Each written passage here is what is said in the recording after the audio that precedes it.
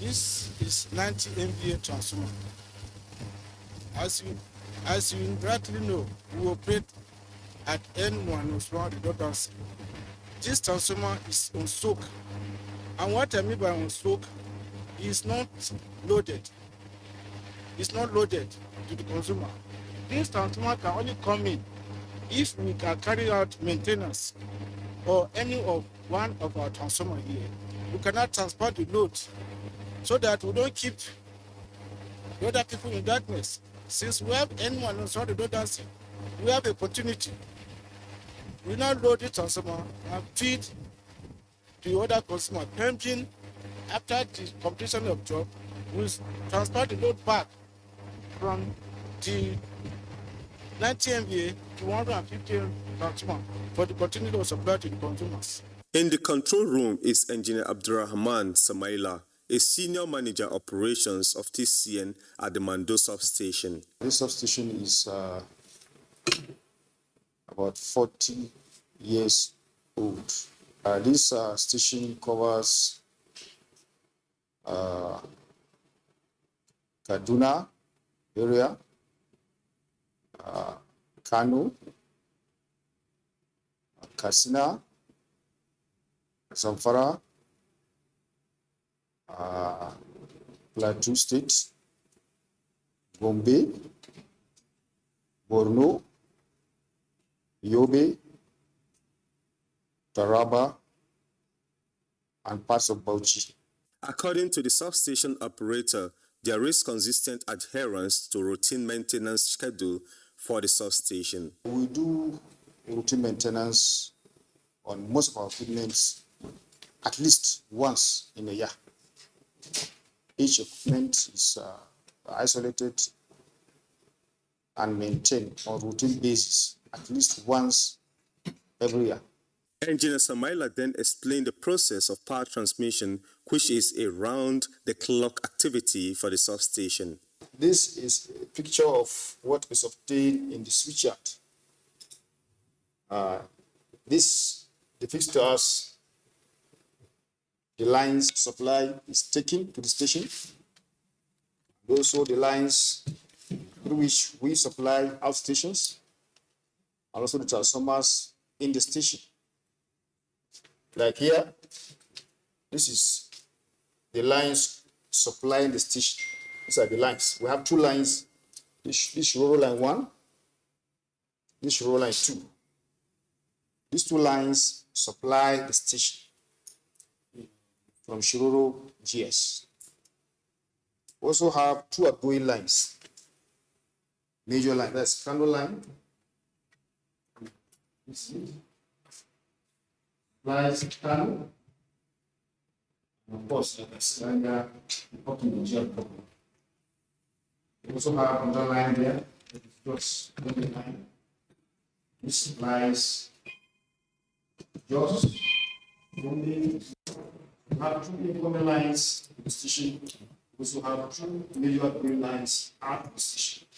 We also have transformers in the station, which we take to supply giving to us at voltage level, and then it's transformed from that 330 step down to 132 kV level. We have, for example, this transformer.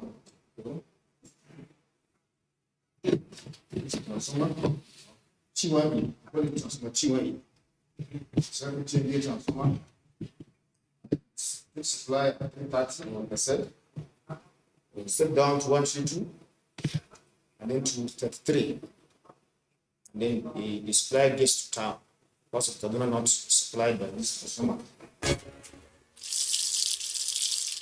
And from Kaduna State, you're on a ride to Katsina State, where the transmission company of Nigeria, TCN, showcases the latest touch on the 132-33 kilovolts Kankia transmission substation. The substation is under the new Kano region, which was created recently to become the 10th operational region of TCN. The 132-33 kilovolts Kankia transmission substation in Katsina State has 2 units of 30 MVA power transformer delivering bulk power to distribution load centers around Kankia town and its environs.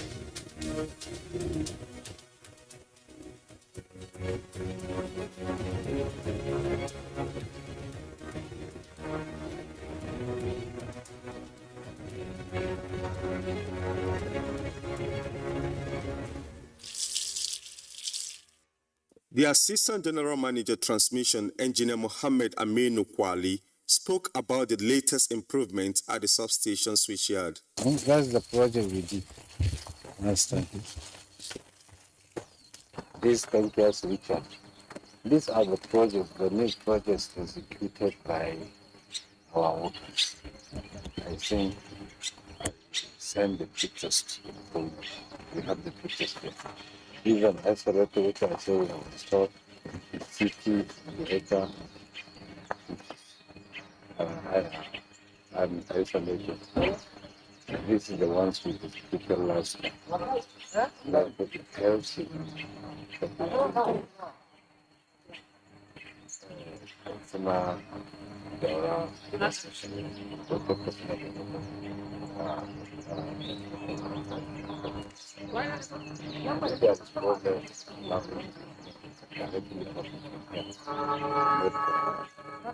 we used to open the line from Kaduna, but now it's from here. It's an achievement. Also at the substation, Engineer Abubakar Mani, an Officer 1 of the System Operations Arm of TCN, was at the helm of affairs when the power circuit team visited the facility. We have 4 feeders here. They are namely as follows. We have Ambata feeder, we have Ampri Global feeder, we have Musa and Duzama. Engineer Mani said there was a total renovation of the control room as well as new projects in the switchyard. Renovation of this control room has been done, I think, in less than a year. And you can see around the switchyard, there are a lot of these things that have been done. He further spoke about the transmission expansion plan for the power substation. They are going to bring 60 MVA power transformer here. So if that's the case, you know that there is a plan to reboost the transmission capacity of the station.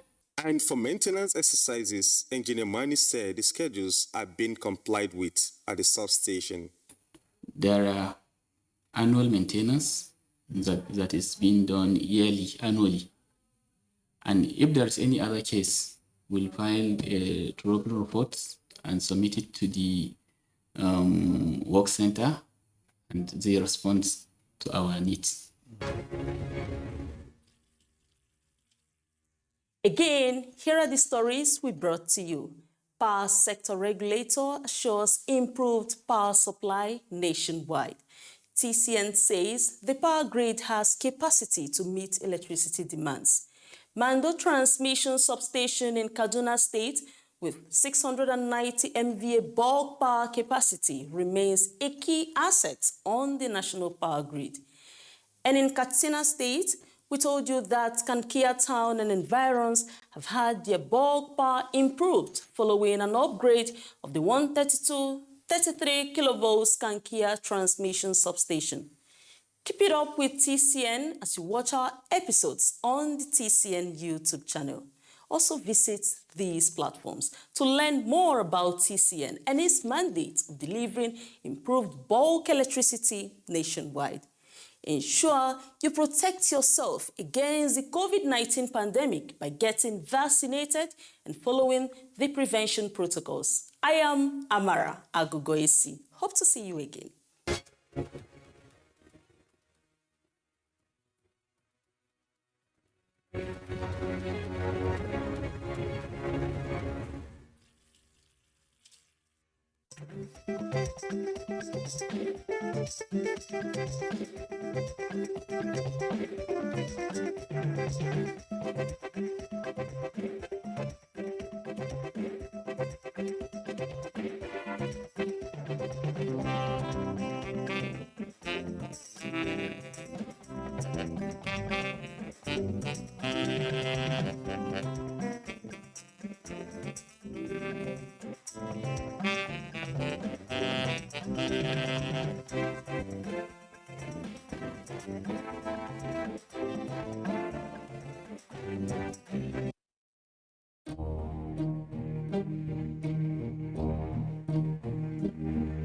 Disaster occurs on frequent basis. Some we hear of, others we do not. Terrorism, flood, fire, earthquake, car or plane crashes, building collapse, and even armed robbery, each bringing asset and revenue loss, human mortality, and in 90% of survivors, great loss of hope. Flooding is the most common of all environment hazards, and it regularly claims over 20,000 lives per year and adversely affects about 75 million people worldwide. Nigeria has had its fair share. Who can say where the road goes, where the day goes, only time. And who can say if you love grows as your heart shows, only time.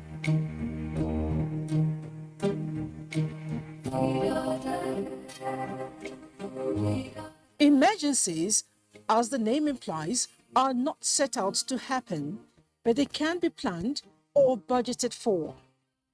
Disaster management may not avert emergency threats, but it will decrease the impact of disaster where well handled. It then brings to the fore the key phases to management of disaster: mitigation, response, recovery, preparedness, and prevention. Every citizen must be well acquainted with all of them. Wishing disaster away does not avert it. Rather, as put in the local parlance, a man of valor is only identified at a time of emergency. Let us always be prepared.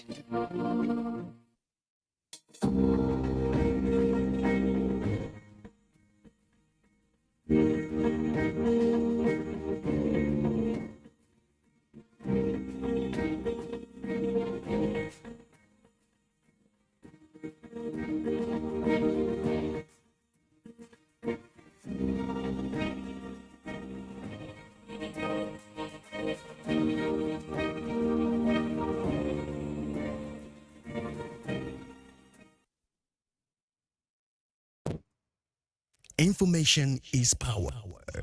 Everyone wants power. So feel powerful with the NTA News mobile app, the one-stop information center. Real news at your fingertip. Be the first to report by uploading first-hand information on the U Report link. And be the first to know by simply clicking on any of the links on the sidebar for headlines, domestic and foreign news, economy, security, politics, sports, and more. Stream live on your smartphone and tablets and stay connected. It's pretty easy. Simply download NTA News app from your Google Play Store and you're good to go. NTA News mobile app, your access to real-time information.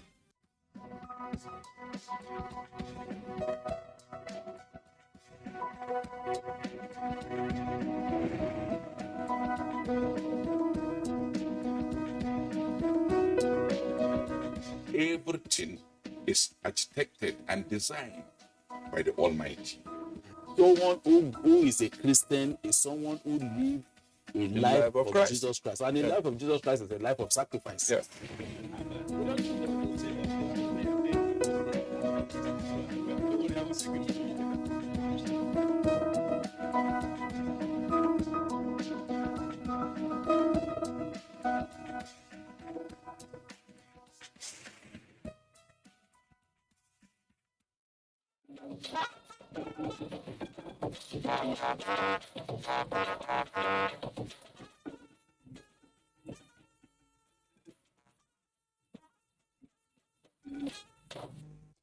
Good evening. This is the news from NTA's Top Table, where we give you stories from different parts of the country and beyond, treated with an extra touch of fine detail.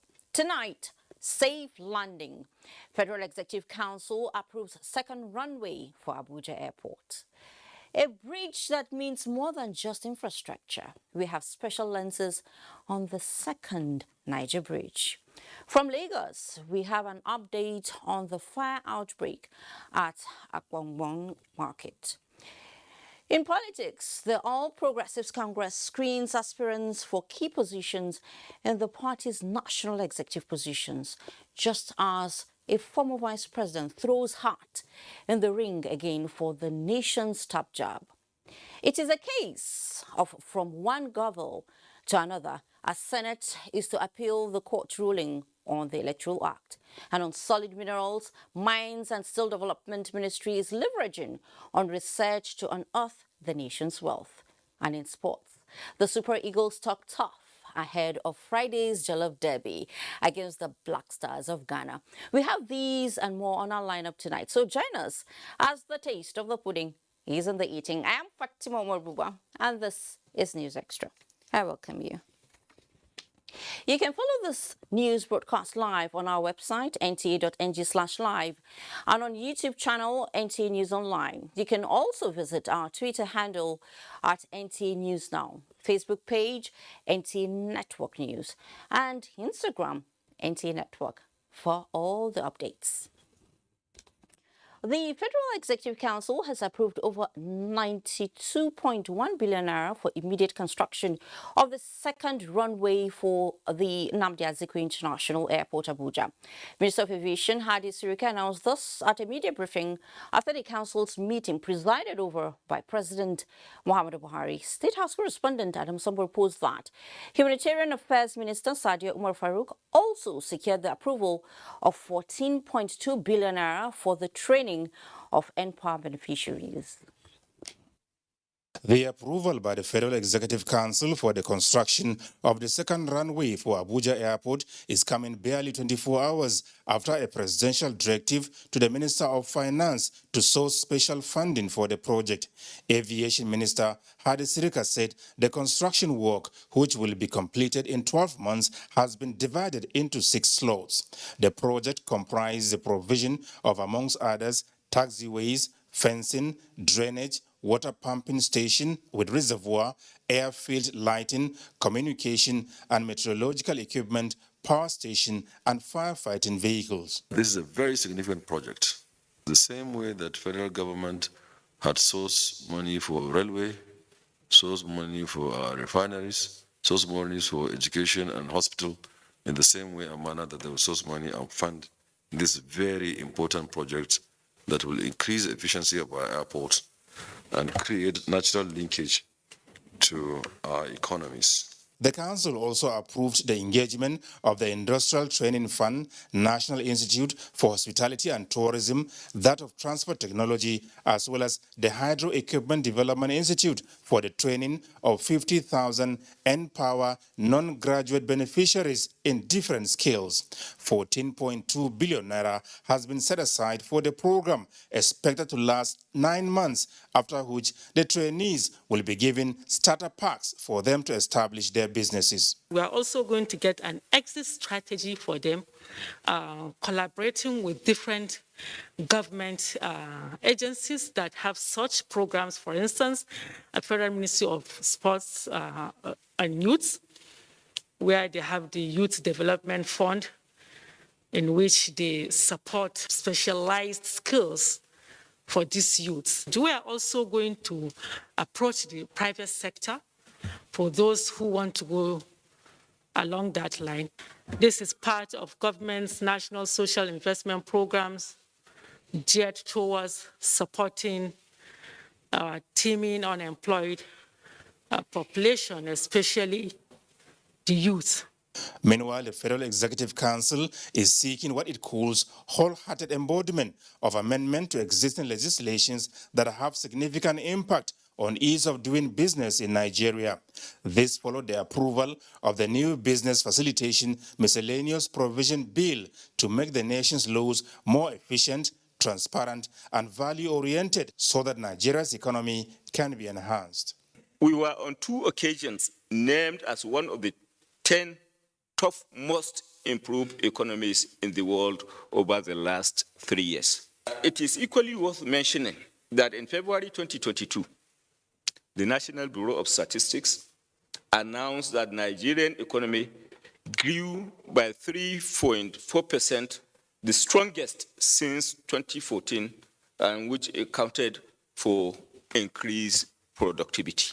The whole essence of the bill is to consolidate on these gains, consolidate on the reforms, and ensuring at the end of the day, our laws are dynamic in terms of accommodative of the international best practices for the purpose of attraction of more investments into the Nigerian state. In the meantime, the Minister of Justice, Abubakar Malami, has formally reacted to the recent court ruling directing his office to ensure that Section 84, subsection 12 of the new Electoral Act is deleted. Deletion of Section 84, so Section 12 is a work in progress and is being considered as such. The Office of the Attorney General and its agencies, the minister, however, said, are not unmindful of the possibility of an appeal in respect of the court judgment. From the State House, Adamu Sambu, NTA News. As skillful political maneuvering continues ahead of the National Convention of the governing APC, President Muhammadu Buhari this Wednesday held a strategic meeting with the Progressive Governors Forum towards achieving a successful exercise. State House correspondent Adamu Sambu again reports. The crucial meeting centered on what the ABC governors have been doing in preparation for the forthcoming March 26th National Convention of the governing party. Apart from the chairman of the forum and Kebbi State Governor Atiku Abubakar, other governors representing the various geopolitical zones of the country took turns to brief the president on efforts at generating consensus in respect of all the National Working Committee and zonal party positions. The governors say they are not only united, but committed to supporting any process that will lead to the emergence of new party leadership to hit the ground running without the need for election. The governors are united. The governors are unanimous in support of Mr. President. The governors are unanimous in the support of the caretaker committee. We thank the caretaker committee for what they have been doing. Naturally, there will be hiccups one day, but we have overcome them. And by God's grace, we will have a very, very successful and peaceful National Convention. At the meeting held behind closed doors, President Muhammadu Buhari appreciated the governors for keeping faith with a noble and patriotic cause for national salvation by the governing APC. He stressed the need for the new leadership of the party to be chosen unanimously and rancor-free, inconsistent with the party's constitution and spirit of democracy. Mr. President appreciated the briefing and stated his gratitude for the work the governors have been doing in support of the party and preparation for the National Convention. Meanwhile, President Muhammadu Buhari, who granted audience to the governor of Ebonyi State, Dave Umahi, agreed in principle to visit Abakaliki next month for the inauguration of several legacy projects executed by the state government. And I'm sure you'll be part of that visit to see what God has done with us in this 6 years plus.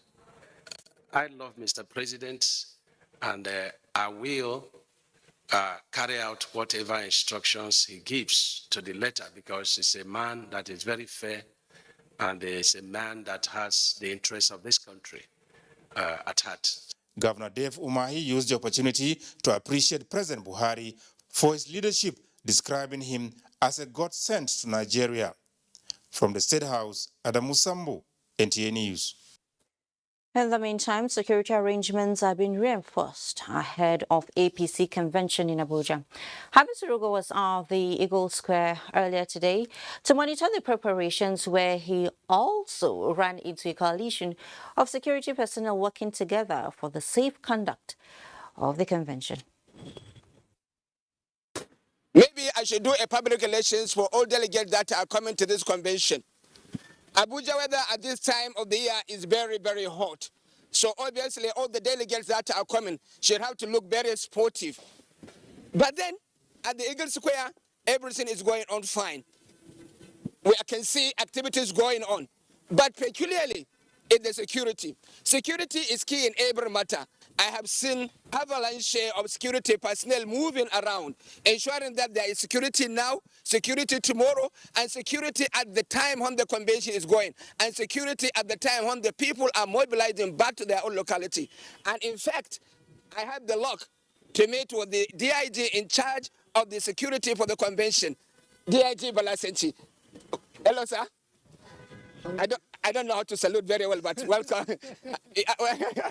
Obviously, sir. That's all right. Obviously. So I can see you at the convention with your men. Yes. And I see the body of the DIGs, the personnel that all here. This thing must really have engaged your mind. Yes. Okay. As you have stated, we are all here because of the importance that attached to this convention. It is something that we all have something at stake, both security and the politicians. Whether you belong to APC or not, what affects one affects the other. And that is why you find out that we have come around here to strategize on how our deployment is going to be. Thank you so much, Mr. Rugo. Now, aspirants seeking for elective positions into the APC National Working Committee ahead of the March 26th, 2022 National Convention are undergoing screening 3 days to the exercise. Some party members jostling for the national chairmanship position have concluded the exercise and shared their experiences with newsmen after the screening, which took place behind closed doors. That's main question political realities of time.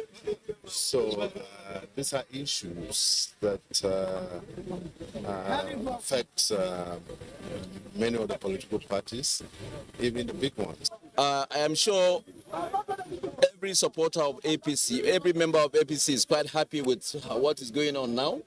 This has shown to us that 26th March is sacrosanct, and we believe that the best and qualitative leadership will come out of 26th March. If we want real leaders to emerge, who would have control over the affairs of the party, who would have the respect of followers of the party, the followers and members of the party should be given the opportunity to choose their leaders. Governor Aminu Bello Masari is leading the APC National Convention Subcommittee on Screening. In another story, former Vice President Atiku Abubakar has formally declared his intention to run for the presidential election come 2023 on the platform of the People's Democratic Party, PDP. Timothy reports. I'm happy to announce my candidacy for the President of the Federal Republic of Nigeria under the platform of the People's Democratic Party of Nigeria. This formal declaration of intention to again seek the presidential ticket of the PDP in the forthcoming 2023 general elections by Atiku Abubakar marks the fourth time of his contesting for the highest position in the land, and he believes that victory is possible this time around.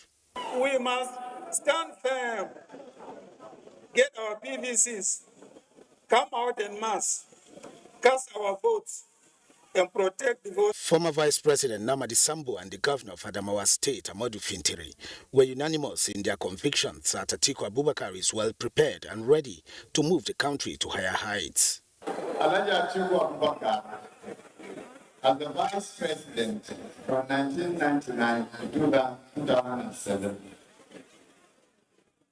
put the foundation of the development of his administration that led to all successes of that administration.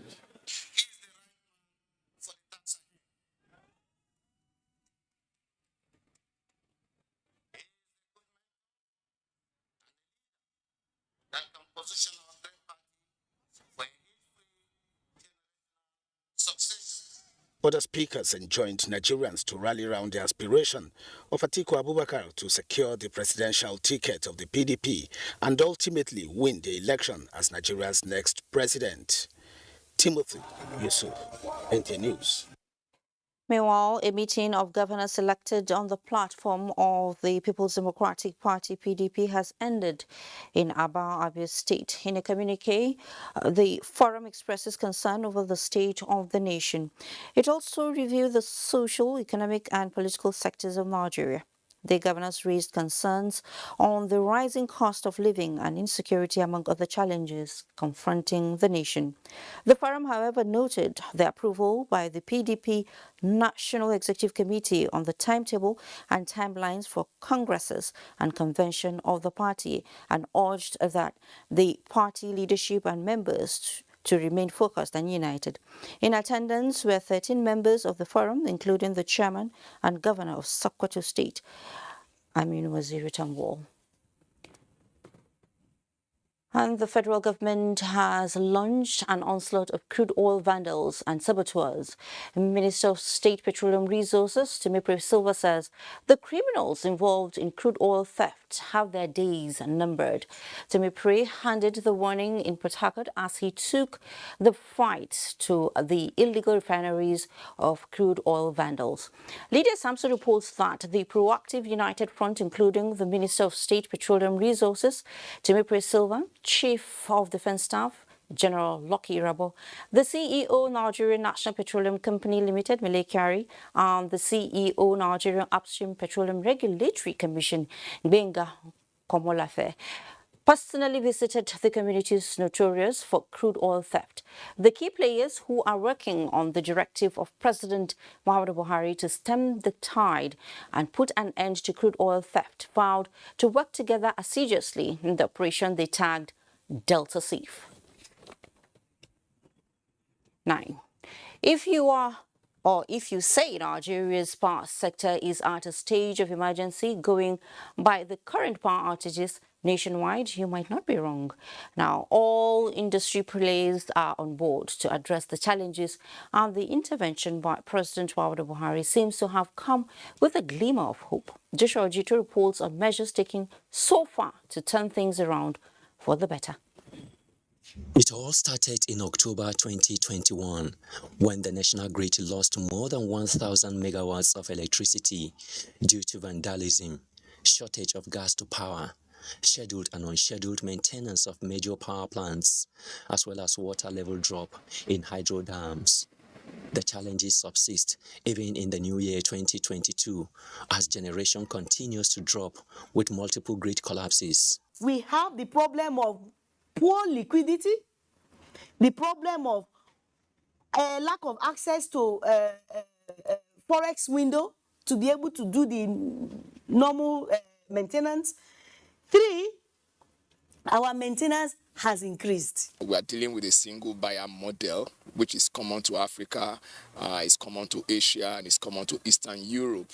And the danger in a single buyer model is that it's only one buyer that you have. And for us in Nigeria, the single buyer here is NBET. Once NBET is not able to buy the power from the generating companies, then there's a problem. Unfortunately, we have not allowed the generating companies to sign bilateral agreements with other buyers, which would have been another source of income for them. While key players in the value chain trade blames over the current poor power supply, the Power Minister, Abubakar Aliyu, says all industry players must act in the context of state of emergency to restore supply across the country.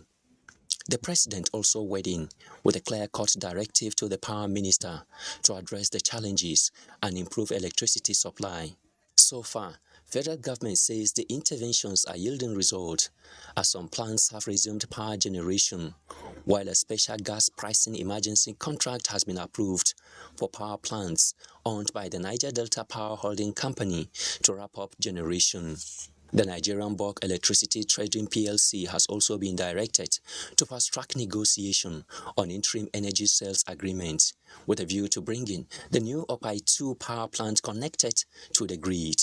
We will not relent. We will continue to do all things necessary to ensure that we keep giving Nigerians electricity. Though still work in progress, the intervention of President Muhammadu Buhari, electricity consumers are hopeful will address the current power outages being experienced in the country.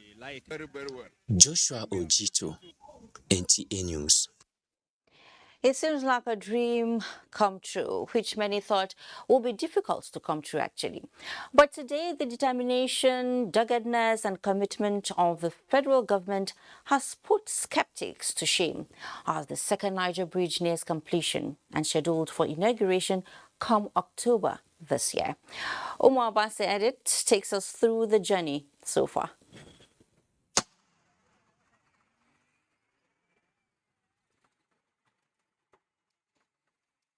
The first Niger Bridge is synonymous with heavy human and vehicular traffic, a situation which has thrown commuters and motorists into untold hardship as they sometimes waste several man-hours transiting the bridge.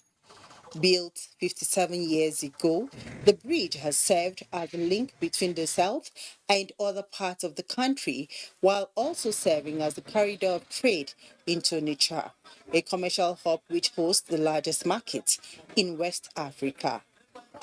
2014 witnessed the groundbreaking on what is now known as the second Niger Bridge, with the aim of decongesting traffic and boosting socio-economic development within the region. The bridge, which is 11.9 kilometers in total measurement, includes the construction of 1.6 kilometers long bridge, 10.3 kilometer highway, Owerri interchange, and a toll station. Lack of funding crippled the progress of work at the project site for some years, but determined to keep to its promise, the Buhari-led administration through the Federal Ministry of Works mobilized men and equipment to site, signaling the recommencement of work. Beyond the long-term benefit, the project has provided thousands of employment opportunities for the people in the neighboring communities. Even as we have, the employment generated from this on this project locally over 1,005 when we are at the peak of this project. And when we look at indirect, indirect employment, let's say from the local vendors, suppliers, haulage contractors, and some other contractors, is enormous. Nigerians within the Southeast region are already counting their blessings ahead of the inauguration of the project. I'm happy about it. At least it's going to ease a lot of pain on the area of aquaneous traffic. The essence of coming to Onitsha market via Asaba will become a thing of joy. It's going to be a good news if they keep to their words and they see that the bridge is completed 100% before the year runs out. I'm so glad. This signature project of the President's administration could indeed be described as a promise kept. In Onitsha, Umar Basadate, NTA News. Thank you so much, Umar. That was from the Onitsha end of the bridge. Now, from the Asaba end, Austin Edemodo tells us that in the past 7 years, the federal government has committed funds and human resources towards the actualization of the second Niger Bridge. With the project almost completed, he chronicles the progress of work and its strategic importance to the nation. The Niger Bridge from time has been the gateway to the southern part of Nigeria with its attendant socio-economic benefits to the entire country. When the first Niger Bridge became a victim of the civil war, government, knowing how strategic this critical infrastructure is, quickly ensured that the current bridge was put in place. 57 years later, the existing Niger Bridge has been overburdened by human and vehicular traffic, which puts the infrastructure at critical risk. In 1978, the idea of a second Niger Bridge was conceived, but no practical step was taken until 2015, when the groundbreaking was carried out. With preliminary construction work lasting till 2015, the project was further resuscitated in 2017 under the public-private partnership. An administration to come up and put up another such structure there after 57 years of repeated promises. Will do it. This administration will come and promise is going to do it. Another administration will come, say, oh, they've drawn up the bill of quantity and all that. But he never saw the light of day. And the present administration of His Excellency Muhammad Buhari has brought it to bear, has put it on ground. I mean, that is spectacular. The job is moving. The job, everybody is happy. So if you say it's not moving, it means you haven't got to the destination. If you go there, you will be happy the way I am. The iconic project has been given all the required financial backing as evidenced in the progress of work on the 1.6 kilometers main bridge, which is almost at 93% completion stage. In construction, there are things that you expect will happen on week 1 that may happen in week 2. So all of these are things that I know that you're anxious to drive on the bridge, but we're at a point now for the second time I can walk on the bridge, but for the first time we're going to walk across the two ends. Besides that, the 10.6 kilometers approach roads from the Delta and Anambra states axis have witnessed remarkable progress. On the Asaba end, the toll gates are almost completed. At the Obosi interchange, the intensity of work further confirms the determination of the federal government to open the second Niger Bridge to public use in October 2022. Possibility of the Presidential Infrastructural Development Fund to make, in conjunction with the NSIA and others, to make the funds available to finish this road. It will enhance the economic activities and development of this area. That's the priority. Already, government says it has committed over 400 billion naira into this critical infrastructure, which will not only boost commerce and industry in the southern region, will also strengthen the peaceful and mutual cooperation amongst Nigerians. I'm Austin Edemodu, NTA News. Let's head to Lagos now, where the Federal Ministry of Works and Housing has ordered all illegal occupants living and conducting businesses on the bridges in Lagos State to vacate the spaces within 7 days. This is a fallout of the fire incident at Akwagbon Bridge in Lagos Wednesday morning. Adeni Tower reports that interagency operation by emergency responders is still ongoing to put out the fire. The plume of smoke that enveloped the skyline of Lagos Island earlier on Wednesday may have disappeared to a large extent thanks to the effort of emergency responders, but the battle to finally put out the fire is still on. It is a tough day for residents of Lagos State who are either caught up in gridlock or who, like me, have to walk on odd surface of the bridge to cross from the mainland to the island. It's been pretty difficult for me to stand still to do this pitch to camp because of the intensity of the heat seeping through from under the bridge to the sole of my feet. And that's to tell you how huge the fire that was recorded here. Since the first distress call went out around past 3 in the morning, man and machineries from across emergency responding agencies have been moved to this place to quench the fire.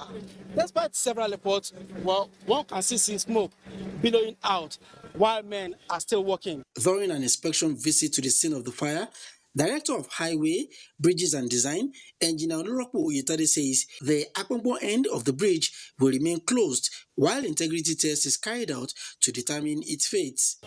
It has to be closed. For how long, we can't say now. But every day it has to be closed because we cannot endanger the motoring public. We can't do any palliative here. It's going to be a total lockdown. So the pressure will be on the alternative routes, and we are going to divert our resources, and we are going to fortify the area. But without the cooperation of the motoring public, we won't make any headway. We'll be working with all other stakeholders to carry out holistic investigations and evacuations of all the containers in here.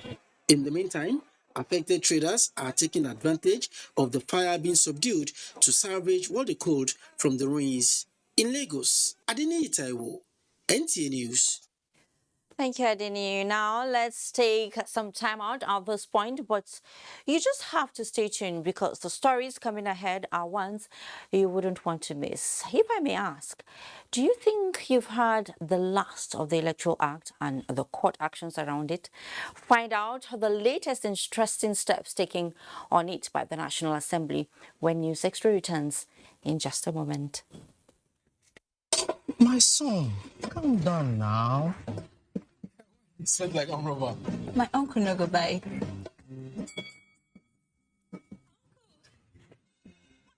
Uncle, meet Andy. He has come to ask for my hand in marriage. Good morning, good afternoon, sir. What about good night? Have you seen a movie? What nonsense. Son, you are in control. No, sir. It's my parents in the village. I'm doing a video call since they can't be here. Glow Bricketed Plus is here. Existing Glow customers will get 400% bonus on every recharge and 100 MB data bonus on first recharge of the month. New Glow customers will get 1,000 Naira welcome bonus. To activate, buy a new Glow SIM today or dial *777# for existing Glow customers. The subcommittee chairman on diplomats, diaspora, observers, volunteers, and essential services of the APC 2022 National Convention, the Deputy Speaker, House of Representatives, the Right Honorable Ahmed Idris Wase, cordially invites duly registered observers and NGOs willing to observe and monitor the APC National Convention taking place on Saturday, March 26, 2022 at the Eagle Square from 10 a.m. to please contact the following numbers for registration. 0813 4888 140, 0809 259 8888. APC Progress. Signed, Honorable Abike Dabri Erewa, Secretary, Subcommittee on Diplomats, Diaspora, Observers, Volunteers, and Essential Services. The Federal Ministry of Health, in conjunction with the National Primary Healthcare Development Agency, heartily welcomes His Excellency President Muhammadu Buhari, GCFR, the Vice President, Professor Yemi Osibajo, GCON, the Senate President, Distinguished Senator Ahmed Lawal, the Right Honorable Speaker, House of Representatives, Honorable Femi Gbajabiamila, all members of the National Assembly, and the Secretary to the Government of the Federation, Mr. Boss Mustafa, to the two-day Primary Healthcare Summit held in Abuja, Nigeria, on the theme, Reimagining Primary Healthcare in Nigeria. We also heartily welcome our implementation partners, private sector stewards, state governors, the Honorable Minister of Finance, the Governor of the Central Bank of Nigeria, and all stakeholders in the primary healthcare space. The date is Thursday, 24th and Friday, 25th March 2022. Venue, Abuja International Conference Center, Central Area, Abuja. Time, 9 a.m. Dr. Osagi Ehanire, Honorable Minister of Health, announcer. For further information, visit www.phcsummit2022.com. Invitation to public hearing. The Senate Committees on Trade and Investment and Diaspora and NGOs invite the general public to a public hearing on the bill to amend the Companies and Allied Matters Act 2020. The public hearing is scheduled to hold on 28 March 2022, Senate Conference Room 022, National Assembly, Abuja. Time, 12 noon. Interested individuals and organizations should submit 35 hard copies and a soft copy of memoranda on or before Monday, 28 March 2022, to the Secretariat, Suite 4.2, White House, National Assembly, Abuja. For inquiries, please call Emmanuel Ojo on 0803-786-7023, Rosemary Igwe on 0817-372-9110. Chief Host, Senator Ahmed Lawan, Senate President. Host, Senator Saidu Akali, Chairman, Committee Trade and Investment. Co-host, Senator Yaya Olorebe, Chairman, Committee Diaspora and NGOs. The public hearing is supported by Policy and Legal Advocacy Center, PLAC, the EU Act, and the British Council. The Honorable Minister of Agriculture and Rural Development, Dr. Mohammed Mahmoud Abubakar, invites Honorable Commissioners of Agriculture in the 36 states of the Federation and the FCT to the inaugural meeting of Community of Practice, COP. The meeting is to strengthen collaboration between the Ministry and the states for the effective and efficient implementation of the Ministry's mandate. Date, Thursday, 24th March 2022. Venue, Shida International Hotel, Otako, Abuja. Time, 9 a.m. Dr. Ernest Umahihe, Permanent Secretary, Announcer.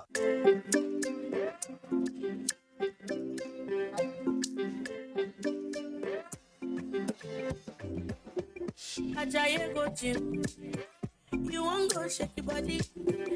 ready, make it calm down. He the pump say you tabi. You want to grow 6 packs in a day. I beg you not to pass the power. You want to show yourself.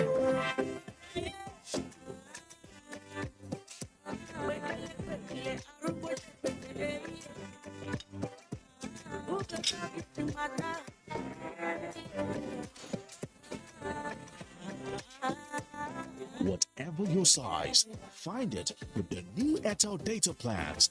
Dial *141# now to get the plan that suits you.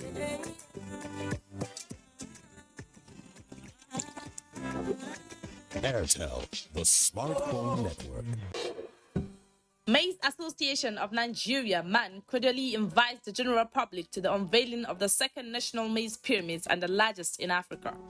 MAN is also marking 30th anniversary of the association. The ceremony is taking place as follows. Date 27 March 2022. Time 11 a.m. Venue Ungwar Sarki adjacent to Ariwa House, Kaduna. The maize pyramids will be unveiled by the special guest of honor and Federal Republic of Nigerian President Muhammadu Buhari, Commander-in-Chief of the Armed Forces, Federal Republic of Nigeria. Chairman of the occasion, Dr. Godwin Emefiele, Central Bank Governor. Special guests, all 36 state governors. Chief host, Nasru Ahmed El-Rufai, Kaduna State Governor. Royal Fathers of the Day, Emirs of Zaria, Kano, and Katsina State. Come and join in celebrating 30 years of Maize Association Nigeria. Come and join us in recognizing the impact of anchor borrowers on maize production. Announcer, President, Maize Association of Nigeria.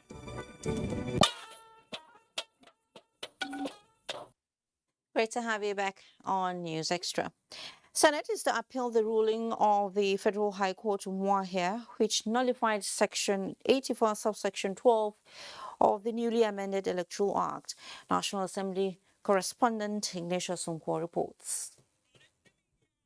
Last week, the Federal High Court sitting in Umuahia nullified Section 84, subsection 12 of the newly amended Electoral Act, describing it as a violation of the provisions of the Constitution, a ruling that the Senate disagrees with. The motion, sponsored by Senator George Thompson Sekibo and 80 other senators, explained that the judgment of the court was not correct in its interpretation of Section 318 of the 1999 Constitution as amended. Letting the judgment to go without concern will become a precedent on which any person could go to the court and obtain judgment to ridicule the good intentions of the National Assembly. Accordingly, the Senate resolves to appeal the judgment in suit marked FHC UMC CS 26/2022 for the court to set aside the judgment. Those in favor of the prayer as amended, say aye. Those against, say nay. The ayes have it. Senate has confirmed 7 nominees for appointment as members of the Monetary Policy Committee in the Central Bank of Nigeria as it passed the Public Interest Disclosure and Complaints Enactment Bill. We repeal the Public Complaints Commission Act 2004 and reenact the Public Complaints Commission Act 2022 with expanded mandate to handle the public interest disclosures, otherwise known as whistleblower. A very, very important piece of legislation that will enable the fight against corruption. The National Inspector General for Tax Crimes Commission Establishment Bill, which seeks to check revenue leakages arising from tax evasion and other irregularities, sponsored by Senator Oji Uzo Kalu, and the Nigerian Economic Diversification Bill, sponsored by Senator Sabi Abdullahi and opposed by Senator Chimaroke Nnamani, were passed for second reading. To ensure that the laws related to tax crimes are effective in practice by providing a coherent strategy for enforcing the law. To address revenue leakages emanating from non-payment and underpayment of taxes, irregularities in the assessment, reporting, and remittances of taxes. The current coronavirus pandemic, combined with mounting debt obligations and declining GDP, gives new urgency to this issue. This bill is yet another attempt to put a drain on national resources and the taxpayer. I hereby oppose and opposed vigorously. Senate began the consideration of a bill that seeks to repeal and re-enact the Finance Management and Control Act. That bill was one of the 5 that were passed for first reading from the National Assembly. Ignatius Nkwo, NTN News.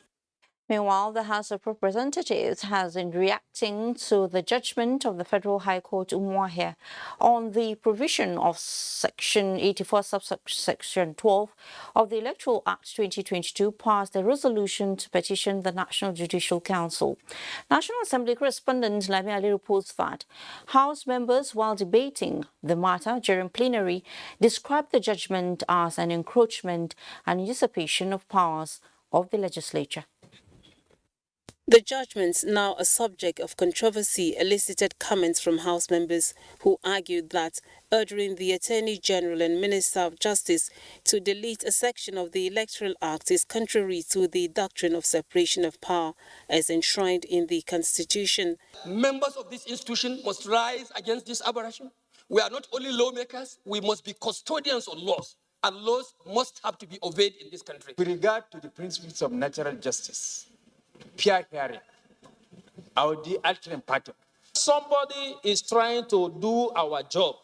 I had expected that whatever that the judiciary would do is to interpret, and in the course of interpretation, can still refer back to the National Assembly to say, please, do this. Court cannot interpret what the legislators do not intend. The case was taken to court, not minding that there was a mischief that the National Assembly sought to cure. I cannot sit here and allow the institution which I, at this present time, head and lead, to be ridiculed.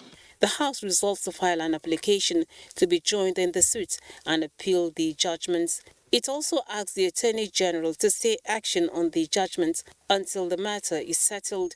The motion from Sergius Ogun calling for investigation of the various processing and administrative fees by the Joint Admissions and Matriculation Board, JAMB, and its agents on candidates was adopted. JAMB is an examination conducting body and not primarily a revenue generating organ of the federal government. Also adopted was the motion from Linda Ekpazu on the need to investigate inhuman treatment meted on Nigerians in Indonesia and the appeal from Moraina Ajibola, urging authorities to provide electricity in parts of Oyo State. The recently reported death of late Arinze Igweke on March 14, 2022, a bright and promising native of Onitsha, who was allegedly arrested in Jakarta by Indonesian immigration police for unidentified offenses and eventually died in police custody. Construct 33/11 kVA injection substation at Igora, the Barakpa Central Local Government, and 33/11 kVA injection substation at Igangan.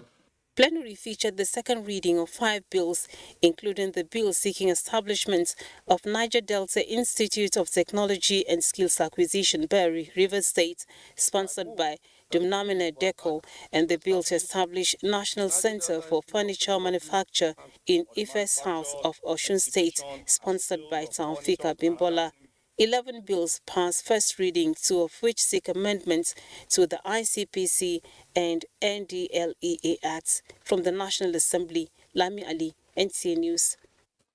Nigeria must multiply its investment to meet the Sustainable Development Targets in water, sanitation and hygiene.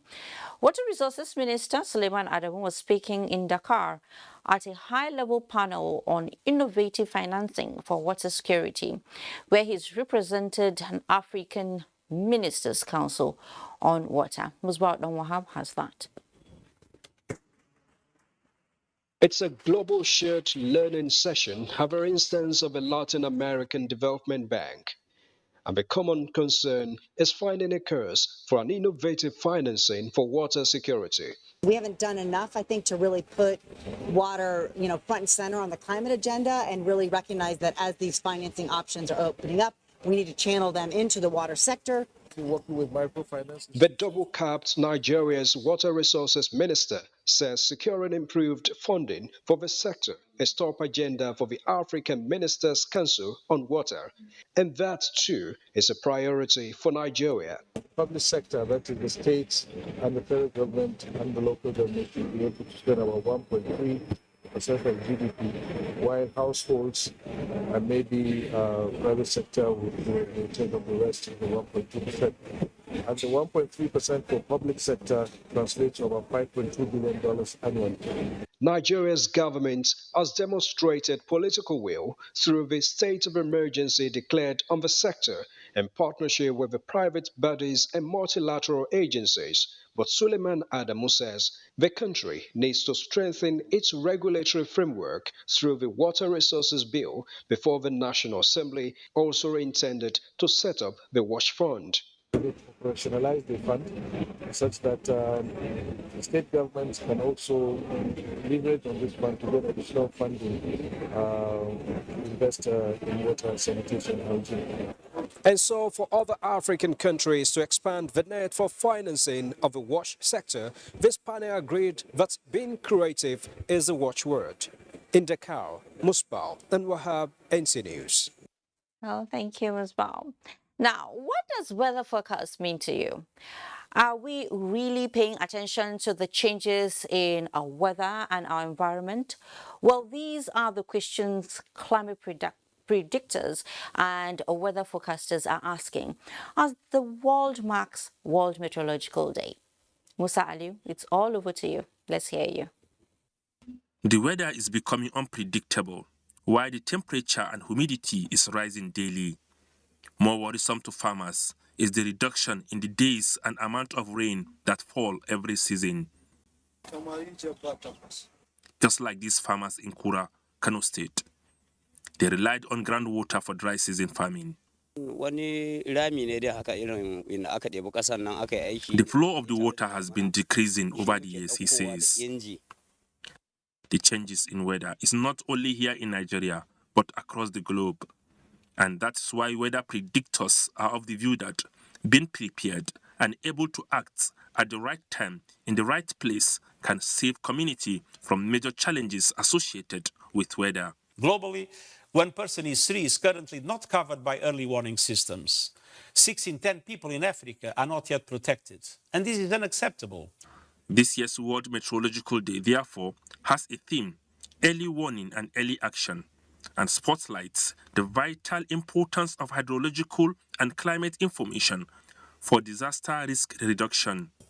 Greater coordination between national meteorological and hydrological services, disaster management authorities, and development agencies are fundamental to enhance prevention, preparedness, and response.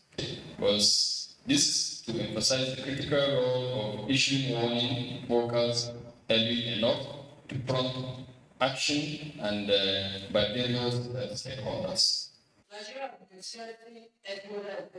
The emphasis here is that weather forecasts and weather-related information are critical to social and economic development of any society, and therefore they should not be neglected. Musa Aliu, NTA News. If the focal point of taking a vacation is relaxation, visiting beautiful places and wonderful people, then Nigeria has places that offer these and much more. Abdullahi Mohammed was at Kafancham Matsirga Falls in Kaduna State, where he presents the hidden wonders. The colonial masters were here. The rail tracks and its wagons met a thriving kingdom blessed with a product craved across the world. Ginger, a top cultivation. Jamaica Emirates stands out for.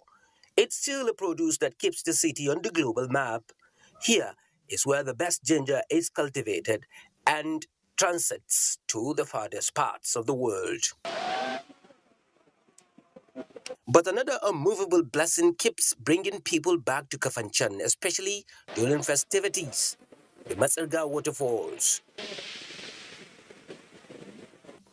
A beauty to behold with its secret wonders, keeping curious visitors spellbound. Its source of water a mystery, the inhabitants say, but none mysterious is the weather-responsive pool of water that falls with seamless techniques. Just like its multiple tributaries, so it falls. And these amazing coves of nature attract many of the young with cycles of refreshing licks, crunchy chews, horse rides, and selfies for keeps. On the sidelines, rocks to suntan and open trekking fields. The experience better explained by those who kept a date with the wonderful waterfall. I really enjoy myself. Seeing the water, the way it's falling, is so beautiful. And it's actually my first time here. So I decided to come have some fun with my daughter. My flex, because my face show my shoe shine. The routine at the waterfall in Kafanchang is that the crowd disappears after a festivity and the lull sets in there. But a deliberate move to keep the place busy will be a source of revenue and engaging tens of thousands of youths across the area. From Masirga Waterfall in Kafanchan, Kaduna State, Abdullah Muhammad, NTN News. Well, Abdullah, like what the Fonsika said, my face show my shoe shine. I love that place. It's beautiful. Nigeria is great, I must say. Now, we shall bring you a pleasant development around ECOWAS pharmaceuticals, just as the consumption of herbal mixtures and the dangers that are inherent get attention in our next segment. Hang in there for these and more right after we return from this break we are about to take. Join us again. The CEO, City Pharma Stores.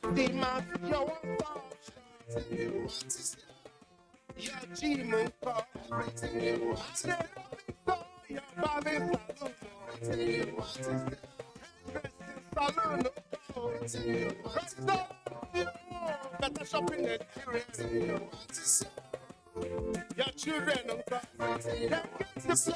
the expanded cinema store in South City Estate, Abuja, Kamona Street is a one-stop shopping environment with all the latest technology to make shopping experience worthwhile. What are you waiting for? Go and buy things, everything at a very discount rate. If you know the anywhere you do.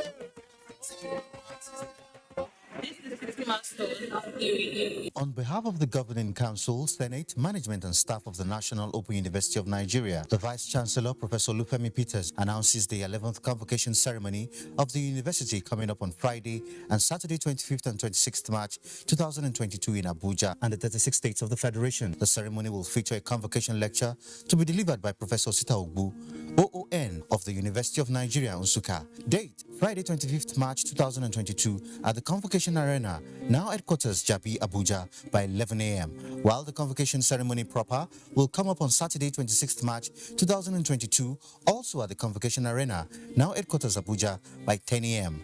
Please note, this invitation to the convocation ground is limited to all first-class graduates, award winners, masters and PhD graduates, while other graduates are to proceed to the study center in their state capital for the ceremony. Felix Edoka, Registrar, Announcer.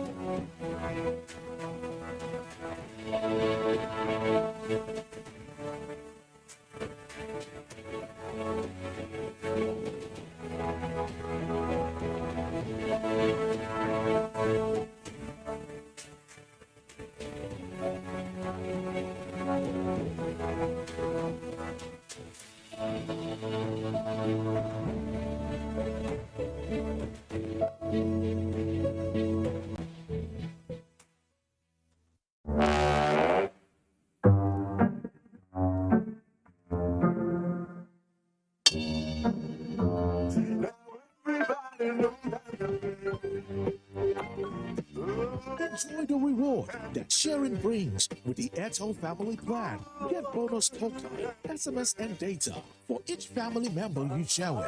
Dial *141# now. Airtel, the smartphone network. Maize Association of Nigeria, MAN, cordially invites the general public to the unveiling of the second national maize pyramids and the largest in Africa. MAN is also marking 30th anniversary of the association.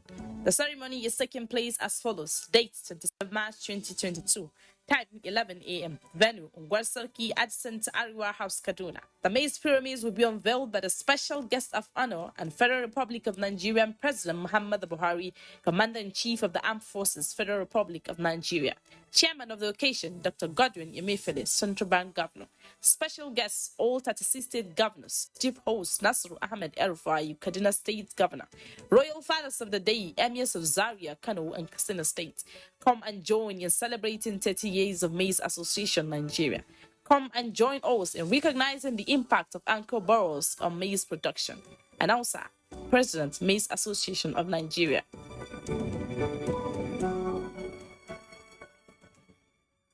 The Zenith Better Life promo is back, and it's bigger and better. You could be one of 20 lucky customers to win 150,000 naira every 2 weeks from now till January 31st, 2023. To qualify, simply open a Zenith Bank account and maintain a minimum balance of 5,000 naira. For more information, visit www.zenithbank.com/betterlife. Zenith Bank, in your best interest. Thanks for staying. The All Progressives Congress Pre-Convention Conference holds on Friday, March 25th, 2022 at the Shehu Musa Adwa Center, Abuja by 9 a.m. The conference with the theme Consolidating Democratic Change, Scorecard, Impact and the Road Ahead shall have in attendance leaders of the APC, Party Faithful and the media.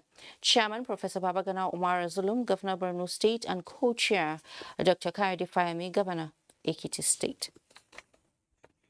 And Secretary General of the Organization of Islamic Cooperation, Hussein Brahim Taha, has held talks with delegates from some member nations of the OIC on the sidelines of the organization's 48th Conference of Foreign Ministers in Islamabad, Pakistan. Mahmoud Mohammed reports that discussions at the meeting centered on laying foundations for higher productivity and growth in member nations. It is on the sidelines of the Foreign Ministers' Conference. They are foreign ministers, development partners, and heads of delegation from member countries. Their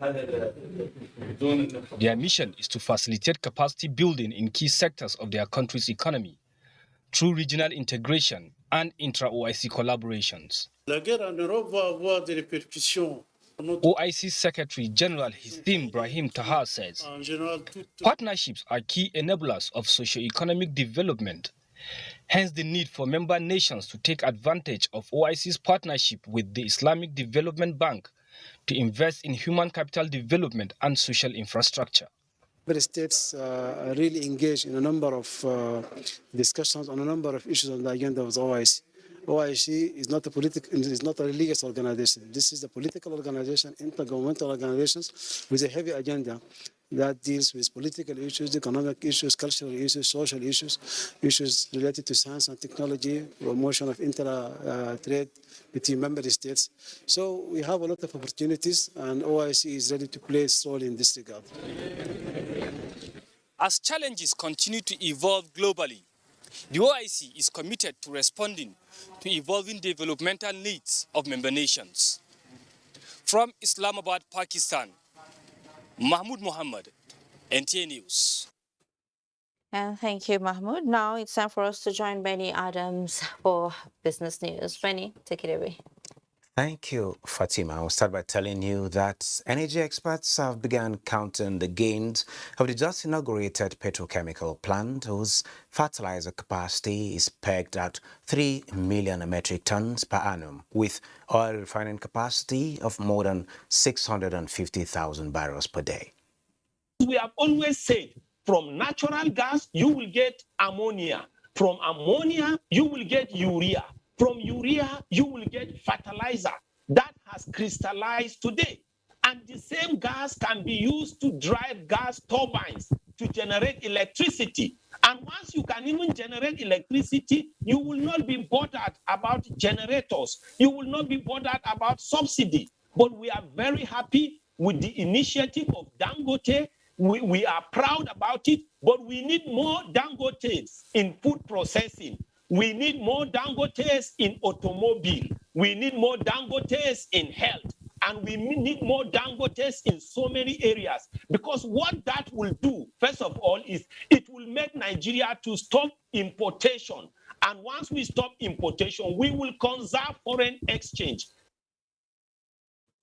The executive chairman of the Federal Inland Revenue Service, FIRS, Mohamed Nami, says revenue mobilization of Nigeria and Niger Republic can be improved if the revenue authorities of both countries work together to deepen their relationship, share tax information, and engage in mutual administrative assistance. This is coming on the heels of the visit to FIRS in Abuja by a delegation of Niger Tax Authority, led by its leader, Osman Mohamed. Nami noted that it was important for the FIRS to work with the Niger Tax Authority in the areas of sharing tax information in the face of increase in trans-border tax within the context of ECOWAS and the AFCFTA, and given the presence of high net worth Nigerian individuals and companies trading in Niger. The delegation on its side is seeking a relationship that would cover cross-border trade, oil and gas, telecommunications, and the digitization of the tax procedures. And to the markets, midweek trade on Nigerian equities market closed on a positive note as the all-share index advanced by 0.02% to close the market with 47,163.94 basis points. Market capitalization rose to 25.418 trillion naira as investors in Nigeria also weighed the situation in Ukraine. 267 equities exchanged hands in 4,099 deals, valued at 3.215 billion naira. The financial services sector led transaction in volume and value, as Fidelity Bank led with 68.8 million, Access 38.6 million, and UBA with 30.9 million volume of shares.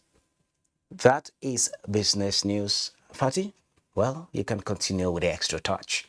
Thank you so much, Benny. Now, the quest for Nigeria to become a major exporter of non-oil commodities is gaining more traction as the Nigerian Export Promotion Council, NEPC, is taking the lead, and rightly too, in establishing Nigerian trade houses in African countries. In line with this, the council has established a Nigerian trade house in Cairo, Egypt, to enhance access to Nigerian produce and products. Details with Comfort Amodu. Trade exchange between Egypt and Nigeria continues to witness remarkable growth, as trade figures in the first quarter of 2021, according to the Bureau of Statistics, grew to 11.7 trillion naira, while export trade is put at 5.7 trillion naira, with import trade pegged at 5.9 trillion naira. To sustain the gains of the trade volume between the two countries, the Nigerian Export Promotion Council established Nigerian Trade House in the Samad industrial area in Cairo, where commodities such as sesame seeds, ginger and groundnut will be processed and distributed to countries in the North African region and beyond. The Executive Director of the Nigerian Export Promotion Council, Dr. Ezra Yakusak, explains that the initiative is targeted at increasing Nigerians' foreign exchange earnings and creating jobs while serving as a major source of income for exporters. Once the goods are here and they're in good shape and they are up to the standard required internationally, people come in here from Egypt and neighboring countries and pick up those goods and pay, of course, money will be repatriated back to Nigeria. The Egyptian community is promising better times for the Nigerian exporters, especially in the areas of processing and packaging. This is the after product of settling. When you have processed with cleaning with water, because it is 100% clean, Europe is buying to put inside biscuit. The NEPC is also collaborating with the private sector to promote made in Nigerian goods and services in regional and international markets, with additional trade houses established across Johannesburg, Nairobi, Hunan in China, Saudi Arabia and Lomé, Togo, to drive Nigerians' non-oil export with takeoff of the African Continental Free Trade Area. Comfort Amadou, NT News. In the meantime, the African Development Bank has signed a protocol of agreement worth $3.56 million with the ECOWAS Commission to support the development of the pharmaceutical industry in the region. Director General of the AFDB, Lamin Barrow, says the bank has ramped up support to the ECOWAS while being responsive to emerging priority needs like the coronavirus pandemic of member countries. Leah Katumba reports that ECOWAS will contribute $600,000 to complement the effort. The coronavirus pandemic, which took the world by surprise in the year 2020, revealed the death in pharmaceutical infrastructure on the continent, where Africa had to rely on other continents for her safety supplies as well as vaccines. Now, 2 years down the line, the African Development Bank, AFDB, is championing a revolution to ensure that Africa is self-sufficient in pharmaceutical contents. Signed, sealed, and delivered. $3.56 million is the value in this protocol agreement that was signed between the African Development Bank and the ECOWAS to enable the sub-region meet her needs in terms of health. The AFDB, while noting the urgency of accelerating efforts to ensure a minimum field of supply of health products last year, announced it would mobilize $3 million to support the development of Africa's health infrastructure defense system, including pharmaceuticals. African governments are now looking to develop their pharmaceutical industries to ensure security of supply and enhance affordability, in addition to easing the pressure on the balance of payments and creating jobs and value addition. The AFDB affirms its support subscribes to the vision to develop local production capacities and increase the market share of African pharmaceutical production value to between 45 and 55% by the year 2030. This long-standing cooperation has already focused on support for industrial development, particularly within the framework of the strategy of the automotive industry and pharmaceutical industry, which is the subject of the signing of this agreement today. This agreement also seeks to support the implementation of regulations to allow duty-free access to pharmaceutical raw materials, packaging and finished products under the ECOWAS Common External Tariff (CET), as well as development of an effective regional pharmaceutical regulatory ecosystem. In Abuja, Leah Katumba-Tunde, NTA News. And with validation of reports on research development in solid mineral sector by collaborative institutions, the Ministry of Mines and Steel Development says Nigeria will soon experience investment boost that will transform the sector for industrial development. Kenneth Nanim has that. Because I kept saying the federal government in 2018, through the Ministry of Mines and Steel Development, released over 140 million naira intervention funds for research development in the sector. 14 tertiary institutions across the country that met the criteria were qualified and they benefited in the Research Project Development Initiative. Within the 4 years of this eventful collaboration, the task of developing a reliable geoscience data bank that will ease geographical mapping, research and documentation of mining relics in the sector may not have been an easy one, as they were also expected to study exploration and utilization of selected mineral deposits, development of global energy requirements, amongst other areas of concern. At this point of validation of reports, hopes are therefore high that efforts by the academia will chart a new roadmap that will lead the ministry out of the woods and reposition it for industrialization through investment. You will agree with me that without data, there can be no serious mining activity. Nigeria lacks adequate bankable geosciences data needed to attract major mining companies to invest in the sector. The ministry therefore has made data generation, retrieval, and storage a priority and will continue to invest eagerly in this area.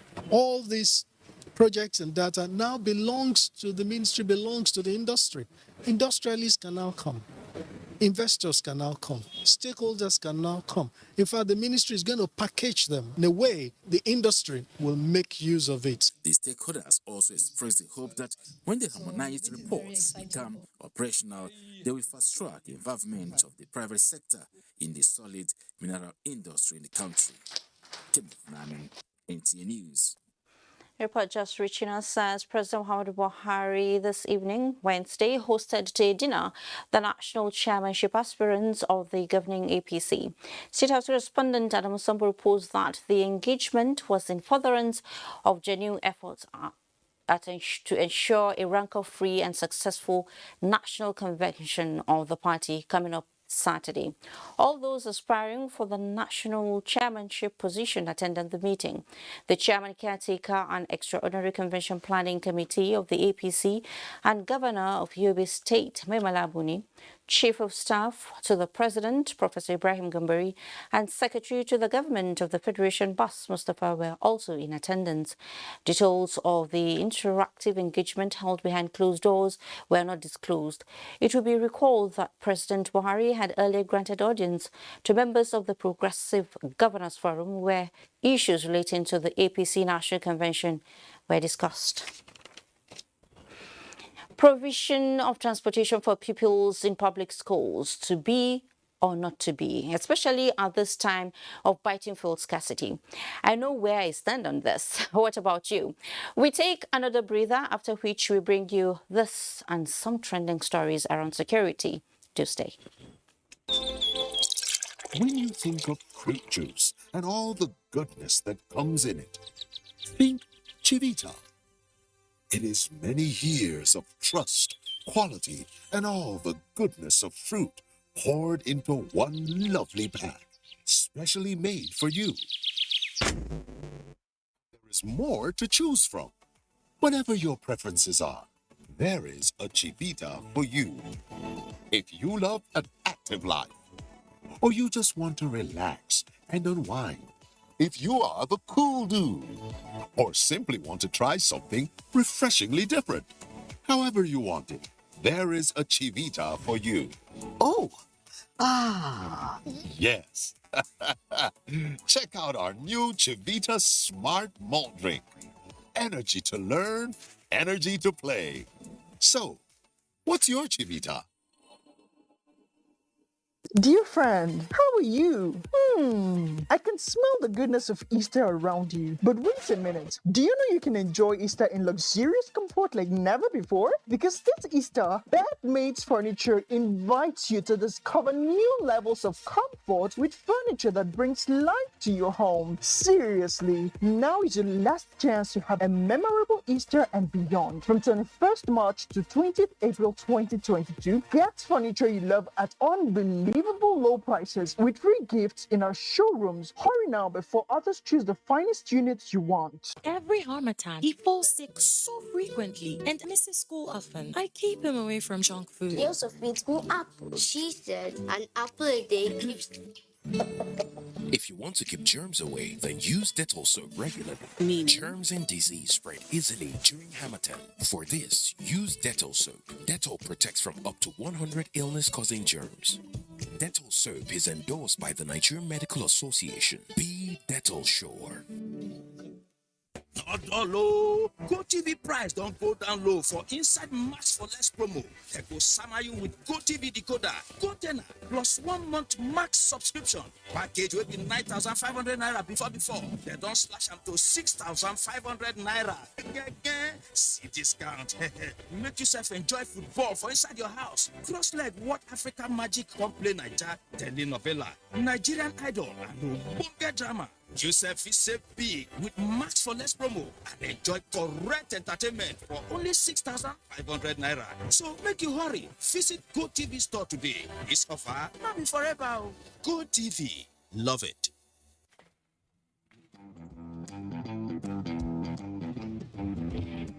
Guess what? What? I scored a hat trick today. Cool. Wow. And how did you celebrate? Just do your hands like this. And hold your nose like this. Body odor is caused by germs. That's why you need the new improved Dettol Cool Soap, which protects against 99.9% odor-causing germs with an extra burst of menthol freshness. Dettol, be 100% sure.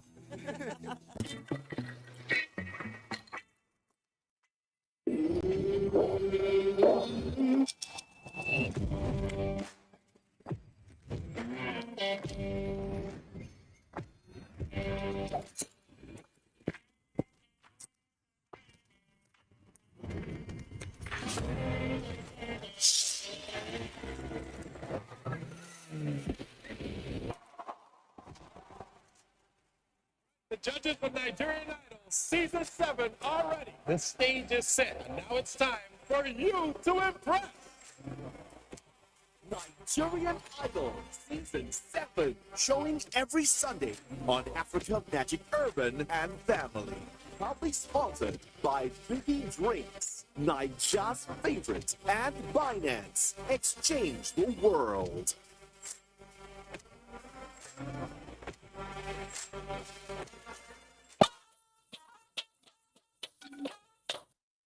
Welcome back.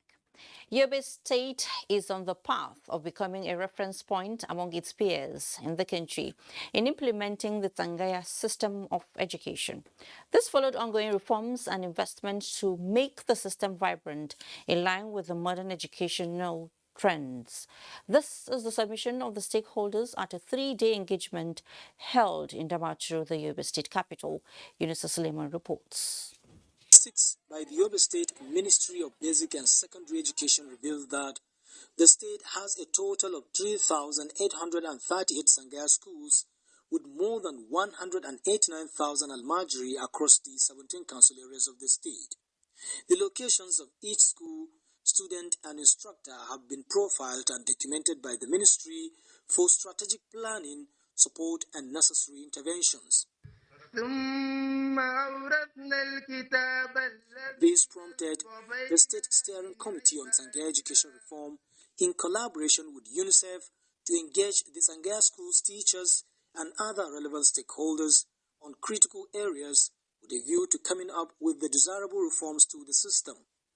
With a theme, Sangaya Education and Contemporary Challenges, the stakeholders cross-fertilized ideas in the quest for practicable and workable solutions that will lead to the resuscitation of the system by the integration of entrepreneurship for self-reliance.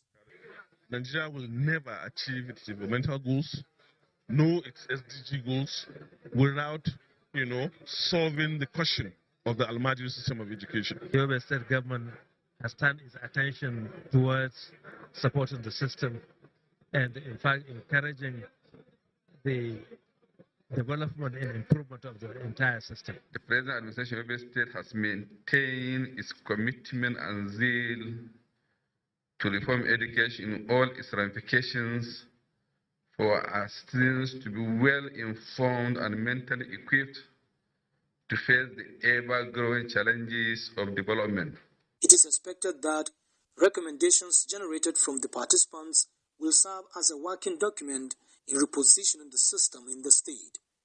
In Damaturu, Yunusa Suleiman, NTA News. Let's head to Lagos now. As part of continued efforts to improve civil-military cooperation, the Chief of Army Staff, Lieutenant General Farouk Yahya, has inaugurated solar and electric-powered and treated boreholes, including street lights in Isala Eko to Ghana needed support in combating insecurity within the Lagos metropolis. And Len Leneke has that. The Nigerian Army is leveraging on successes recorded in various theatres of operations to consolidate more achievements for national development. They include protection of the nation's territorial integrity, inclusion of local content, improved civil-military relations, and prioritization of personnel welfare. In the global index of the global terrorism, the Nigeria and the armed forces have achieved a lot and is well applauded and recognized by the international global index of terrorism. In other aspects of banditry and kidnapping also we are recording successes, both in the northwest and in the northeast and north central, and indeed across all theaters. Even in the southeast where we are confronting secessionists, we are achieving a lot of results. The Chief of Army Staff, Lieutenant General Farouk Yahya, pointed out that in recent times, the Nigerian Army has provided succor to less privileged communities across the country through projects that address structural deficits. This type is a project that has been ongoing in the Army, where we identify areas where we have very senior officers who have, through dint of hard work, commitment, dedication, and loyalty, have risen to the enviable rank of major generals, and they are asked to identify such projects in their communities to undertake. The Army Chief also paid homage to the Oba of Lagos and pledged the Army's resolve to deepen civil-military relations within Lagos Island, its environs, and generally across the states. Lieutenant General Farouk Yahya appreciated the coexisting synergy with traditional rulers, which has assisted the Army in combating insecurity across the country. In Lagos, Len Lenake, NTA News. So far, so good. We take our final break for the night and then we bring you our sports package right after that.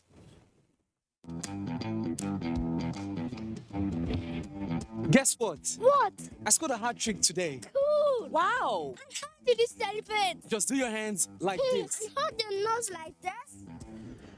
Body odor is caused by germs. That's why you need the new improved Dettol Cool Soap, which protects against 99.9% odor-causing germs with an extra burst of menthol freshness. Dettol, be 100% sure.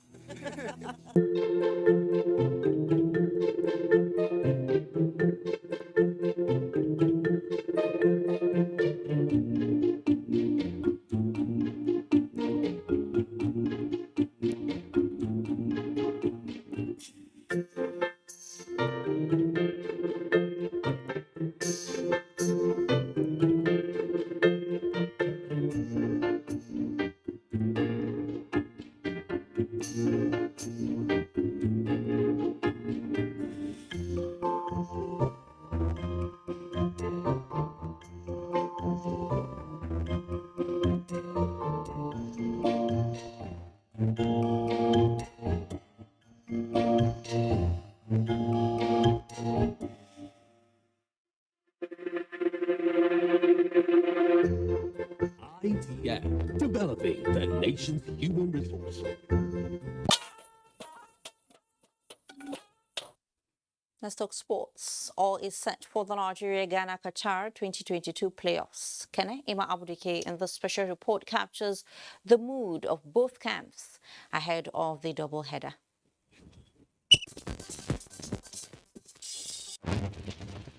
The die is cast as old football rivalry is set to be rekindled when Nigeria Super Eagles and Black Stars of Ghana face off in a two-leg fixture for one of Africa's 5 slots at Qatar 2022 FIFA World Cup, first in Kumasi on Friday, March 25, and then in Abuja on Tuesday, March 29. Preparations on both sides have been in top gear for a while now, and as usual, both teams have been talking tough. This is not a league. We all know this is the only result we need to be at Qatar. So we're working hard. The boys are fit, they are sharp, we are ready. We'll play Ghana with a lot of respect, but we want to try to finish up the game there. The players, the technical team, and the Ghana Football Association are committed to this task. we really want to make ourselves and the nation proud by qualifying for this upcoming World Cup. While both nations will relish the prospect of outdoing the other for a World Cup berth, claiming bragging rights in this regional derby represents one of the narratives heading into this double-header. We know the importance of the game is just going to the pitch and win, because we want to be in the World Cup like them, but we know it's going to be fight. So at the end of 95 minutes, inshallah, we're going to take the day. We need to bounce back is just to win this qualifying match, the last game, to qualify to the World Cup, because it's a very Nigerian dream to see their country participating in the World Cup. So I think the only bounce back we need is to just win and make our country proud. We always think about the team and we want to do our best. Indeed it's missed in the game, but we are going to take the chance and win the game. Ghana cannot stand Nigeria by all means. I think we'll fight our best out to make sure that we get the qualifiers out. It doesn't matter the opposition or where the games take place. What matters is the readiness of the team. With pride and passion, I strongly believe that we are more than capable to win this battle. For head-to-head, Nigeria and Ghana have met at the senior level for 49 times in 71 games, with Ghana winning 21 games, while Nigeria have won 10 games, and both sides have drawn 18 games. This doubleheader is surely a clash of the titans, and the better side will be one of Africa's 5 teams to feature at the Qatar 2022 FIFA World Cup. In Abuja, I am Kenan Ima Aburike, NTA News. Well, we wish our own Super Eagles all the best. Now, the death has occurred of Madam Joyce Tabitha Yofa at the age of 80, a one-time public relations officer of the National Council for Women's Societies, Benue State Chapter, between 1990 and 1992. Late Madam Tabitha Yofa Agba was also an active political mobilizer and businesswoman. She is survived by many children and grandchildren. Amongst her children is John Atedze of the Nigerian Customs Service. She will be buried on the 2nd of April 2022 in Vandeka local government area of Benue State by 8 o'clock in the morning. And with that, we conclude News Extra for tonight. Thank you so much for being a part of it. But before we go, here's a reminder that you should remember to connect with the NTA and stand against rape and rapists. I am Fatima Umar Buba. Enjoy the rest of your night and please stay safe.